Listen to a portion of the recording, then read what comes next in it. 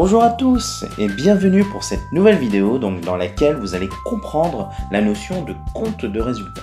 C'est une notion fondamentale et très importante en comptabilité. C'est le document qui est vraiment, on va dire, destiné au chef d'entreprise pour le pilotage de son entreprise et notamment pour la mesure de sa performance. Il est très utile bien sûr aussi aux actionnaires pour connaître le résultat de l'entreprise.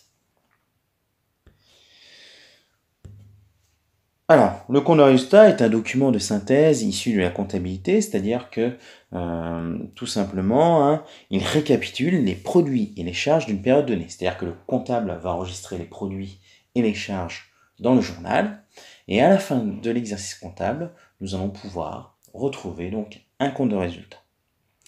Ce compte de résultat peut être fait, bien entendu, tous les 6 mois, tous les mois. C'est au bon vouloir de l'entreprise.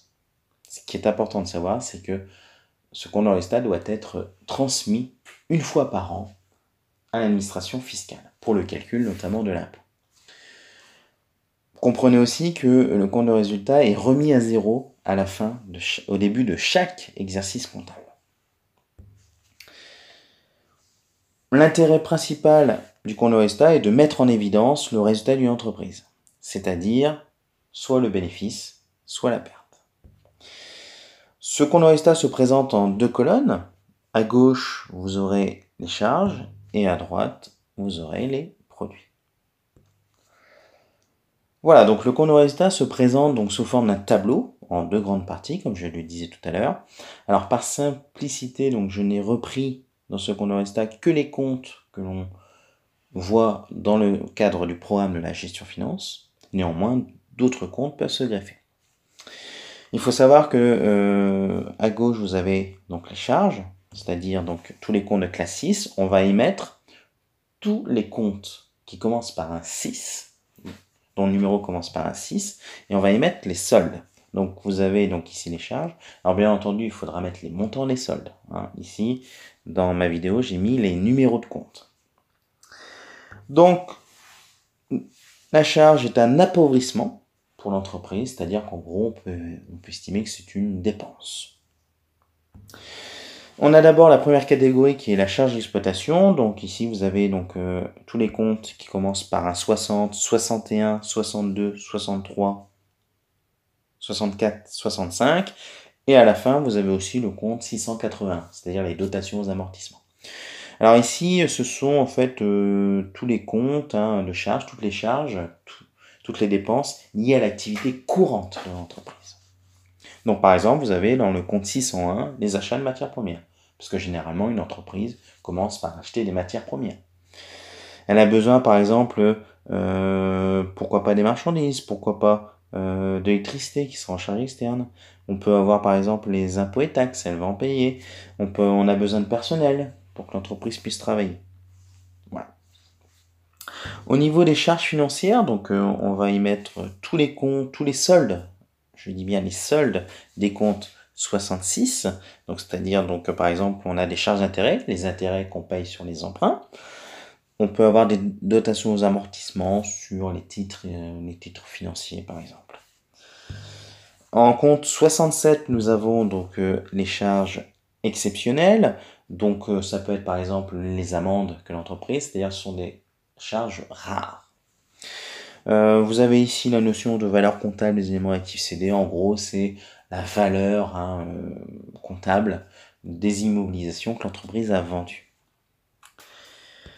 À droite, nous allons retrouver donc les produits donc de la classe 7. Nous allons y mettre donc tous les soldes des comptes de classe 7. Première catégorie, nous avons donc... alors, il faut savoir que les produits sont un enrichissement de l'entreprise. C'est-à-dire que l'entreprise va avoir, entre guillemets, des entrées de fonds, des entrées d'argent.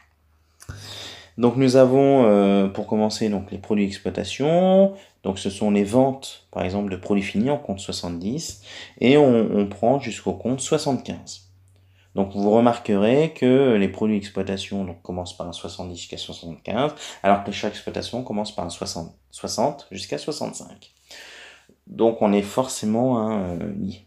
Par exemple, quand vous fabriquez des produits finis, vous les vendez à partir de matières premières. Donc produits finis compte 701, alors que matière première compte 601.